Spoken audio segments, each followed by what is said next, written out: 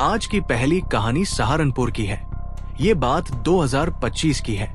8 मई 2025 की सुबह थी। सहारनपुर के गंगो मोहल्ले से पुलिस को एक सूचना मिली कि मोहल्ले में रहने वाले विनोद कुमार के घर हत्या हो गई है।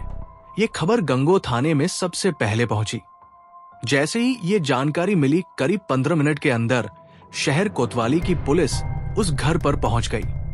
पुलिस जब मौके पर पहुंची तो देखा कि घर का मुख्य दरवाजा अंदर से बंद था। कोई जवाब नहीं मिल रहा था, इसलिए दरवाजा तोड़कर अंदर घुसना पड़ा। जैसे ही पुलिस भीतर गई, वहां का नजारा देखकर सब चौंक गए। एक महिला की लाश जमीन पर खून से सनी पड़ी थी। घर के कोने में प्रशांत नाम का युवक बैठा हुआ मिला, जो मृतिका का पति था। इंस्पेक्टर वीरेंद्र सिंह राणा ने पूरे घटनास्थल की जांच शुरू की। उन्होंने फॉरेंसिक टीम को भी मौके पर बुला लिया। थोड़ी ही देर में एएसपी एनपी सिन्हा भी घटनास्थल पर पहुंच गए। नेहा की लाश को पुलिस ने पोस्टमार्टम के लिए भेज दिया और गंगो थाने में हत्या का मुकदमा दर्ज कर लिया गया। पुलिस ने प्रशांत को तुरंत गिरफ्तार कर लिया। घर के पास के कुछ पड़ोसियों से भी पूछताछ की गई। मृतिका की मां रंजीता भी मौके पर पहुंच चुकी थी। उनसे भी पुलिस ने गहरी बातचीत की। पूछताछ के दौरान पता चला कि मारी गई महिला का नाम नेहा था और हत्या उसी के पति प्रशांत ने की थी। वहीं पर नेहा के पिता विनोद भी जख्मी हालत में मिले थे।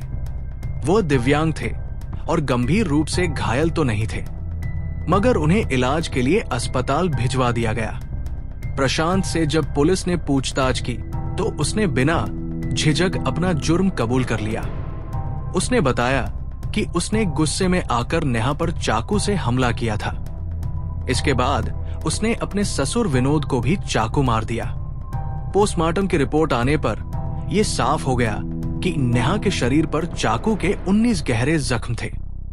प्रशांत ने खुद स्वीकार किया कि उसने सबसे पहले नेहा के गले पर वार किया था, फिर उसके पिता पर हमला किया।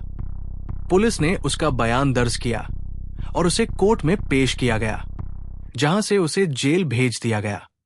प्रशांत के जेल जाने के कुछ दिन बाद इस हत्याकांड के पीछे की असली कहानी बाहर आने लगी। दरअसल नेहा और प्रशांत की मुलाकात 6 साल पहले हुई थी। नेहा, जो सहारनपुर जिले के गंगो मोहल्ले की रहने वाली थी, एक कॉस्मेटिक सेंटर पर नौकरी करती थी। वहीं पास में होलिका चौक के पास स्थित एक मेडिकल स्टोर पर प्रशांत काम करता था। दोनों की नजरें रोज मिलती थी और फिर धीरे धीरे बातचीत शुरू हुई। जाति और समाज के बंधनों से परे जाकर दोनों ने एक दूसरे को पसंद करना शुरू किया। प्रशांत जाट था और नेहा उपाध्याय जाति से थी, इसलिए जब बात शादी की आई तो दोनों परिवारों ने सख्त विरोध किया, मगर प्यार ने हार नहीं मानी। एक दिन दोनों ने घर से भागकर शादी कर ली। कुछ समय बाद वे वापस गंगो आकर रहने लगे। नेहा के पापा विनोद दिव्यांग थे, चल फिर नहीं सकते थे। मम्मी रंजीता उन्हें लेकर बागपत के ठाकुरद्वारा मोहल्ले में एक किराए के मकान में रहने लगी थी। प्रशांत भी उसी बागपत में जैन मोहल्ले में रहता था। जब नेहा और प्रशांत ने शादी की तो कुछ साल बाद उनके घर एक बेटा आया। बेटे का नाम आर्यन रखा गया। जिंदगी धीरे धीरे पटरी पर थी। घर का खर्चा चलाने में नेहा ने भी हाथ बंटाना शुरू कर दिया था।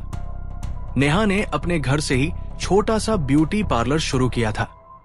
शुरुआत में ठीक ठाक काम चल गया, लेकिन वक्त के साथ खर्चे भी बढ़ने लगे।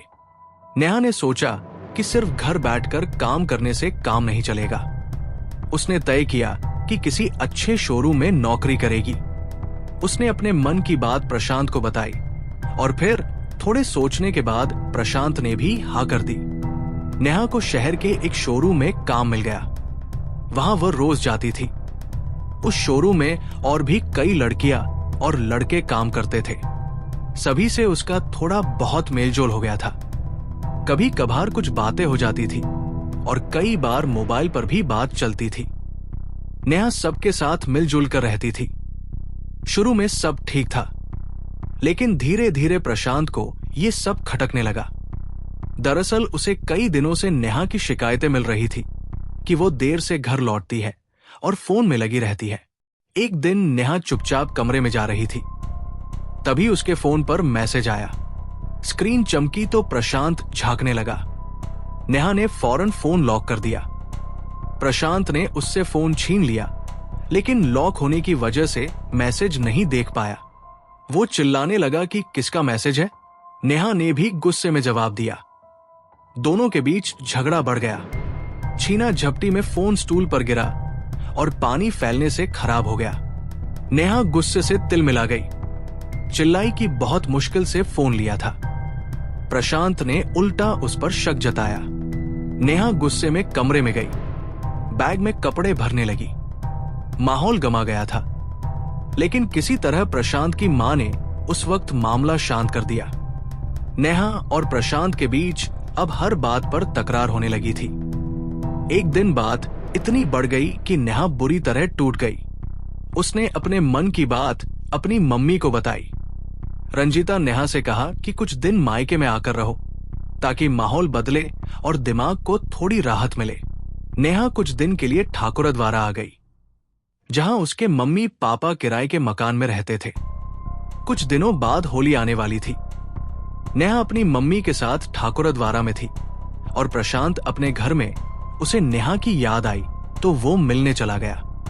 माफी मांगी, साथ चलने को कहा, लेकिन नेहा ने मना कर दिया। कहा कि जब तक उसकी सास साथ है वो वापस नहीं जाएगी। रंजीता ने भी नेहा का साथ दिया। प्रशांत को बस इतना कहा गया कि वो आ जा सकता है। बच्चा भी यही स्कूल में एडमिट हो चुका है। प्रशांत को ये सब मंजूर नहीं था, पर मजबूरी में चुप रहा। अकेले रहने लगा। काम में मन नहीं लगा। कमाई घट गई। दूसरी तरफ नेहा अब थोड़ा सुकून में थी। काम पर जाती थी, बच्चे की देखभाल करती थी। प्रशांत बीच बीच में मिलने आता था, पैसे मांगता था। नेहा कभी कभी दे देती थी, पर धीरे धीरे परेशान होने लगी थी। कुछ महीने ऐसे ही निकल गए। अब प्रशांत बार बार पैसे मांगने और झगड़ने लगा था। नेहा तंग आ चुकी थी। प्रशांत के दिमाग में इन दिनों बहुत उलझन थी। नेहा का बदलता बर्ताव उसे अंदर से तोड़ रहा था। उसे समझ नहीं आ रहा था कि नेहा अब इतनी अलग क्यों हो गई है। वो जानना चाहता था कि नेहा किससे चैटिंग करती है, क्या चल रहा है उसके फोन पर। पहले जब दोनों साथ रहते थे तो वो उसका व्हाट्सएप देख लेता था, लेकिन अब ऐसा मुमकिन नहीं था। इसी वजह से वो व्हाट्सएप हैक करने की तरकीबें ढूंढने लगा। इन सब चक्करों में उसका ध्यान काम से हट गया था।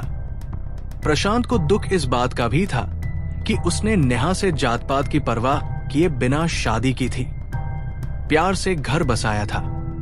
अब उसे लगता था कि नेहा ने शादी के वादे तोड़ दिए। दोनों के रिश्ते में अब कड़वाहट आ गई थी। कई बार उनके झगड़े इतने तेज हो जाते कि आसपास के लोग तक सुन लेते थे, लेकिन कोई बीच में नहीं पड़ता था। सब इसे पति-पत्नी का आपसी मामला मानकर चुप रहते थे। नेहा के मायके वाले चाहते थे कि दोनों का झगड़ा खत्म हो जाए और वो फिर से साथ रहने लगे, ताकि बच्चे की परवरिश ठीक से हो सके। लेकिन झगड़े और मनमुटाव लगातार बढ़ते जा रहे थे। 7 मई की सुबह प्रशांत फिर नेहा के मायके पहुंच गया। नेहा ऑफिस के लिए तैयार हो रही थी और घर के काम बिखरे पड़े थे, जिन्हें उसकी मम्मी संभाल रही थी। वैसे तो प्रशांत का आना आम बात थी। नेहा काम पर जाने की तैयारी में थी, तभी प्रशांत आ गया। दोनों में फिर बहस शुरू हो गई। नेहा की मां बाजार चली गई तो झगड़ा और बढ़ गया। आवाजें इतनी तेज थी कि ऊपर रहने वाले लोग भी सुनने लगे। प्रशांत ने जबरदस्ती नेहा को अपने साथ चलने को कहा, लेकिन नेहा ने मना कर दिया। बहस के बीच मोबाइल को लेकर विवाद हुआ था और पहले भी झगड़े हो चुके थे, जिससे माहौल पहले से ही तनावपूर्ण था। गुस्से में प्रशांत ने चाकू उठा लिया। बात हाथापाई तक पहुंच गई। नेहा खुद को बचाने की कोशिश करती रही, लेकिन चाकू के वार से कई जगह घायल हो गई। उसके पिता, जो चल नहीं सकते, रेंगते हुए वहां पहुंचे, लेकिन कुछ नहीं कर पाए। तैश में आकर प्रशांत ने नेहा की गर्दन पर वार कर दिया। नेहा वहीं गिर गई और उसकी मौत हो गई। इसके बाद भी प्रशांत शांत नहीं हुआ। कई वार करता रहा, फिर मेन गेट बंद कर दिया और चिल्लाता रहा। लोगों ने सब कुछ देखा और एक ने तुरंत पुलिस को खबर दी। पुलिस ने तुरंत प्रशांत को गिरफ्तार कर लिया।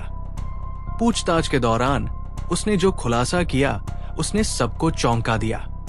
प्रशांत ने बताया कि उसने अपनी पत्नी नेहा का व्हाट्सएप हैक कर लिया था और उसे अपने मोबाइल फोन से लिंक कर दिया था। अब नेहा के फोन पर आने वाले सारे मैसेज सीधे उसके पास भी आने लगे थे। लेकिन जब नेहा को इस हैकिंग का पता चला तो उसने फोन पर प्रशांत को जमकर फटकार लगाई और धमकी दी कि वो उसे जेल भिजवा देगी। प्रशांत के मुताबिक वो डर गया था। उसे यकीन हो गया था कि नेहा उसे बर्बाद कर देगी और फिर उसी डर और गुस्से में आकर उसने एक खौफनाक फैसला ले लिया। जेल जाते समय वो पछताया और बोला कि थोड़े से गुस्से ने उसकी जिंदगी तबाह कर दी। अगर उस वक्त खुद पर काबू पा लेता तो आज सब कुछ अलग होता। उसे अपने बेटे की भी चिंता सता रही थी। कह रहा था कि कम से कम बेटे के बारे में ही सोच लेना चाहिए था। पुलिस ने बताया कि प्रशांत को कोर्ट में पेश करने के बाद जेल भेज दिया गया। 4 साल का मासूम आर्यन उस दिन अपने नाना नानी के घर ही था। मां की मौत और पिता के जेल चले जाने की खबर उसे कुछ समझ नहीं आई, लेकिन रंजीता ने परवरिश के लिए उसे अपने पास रख लिया।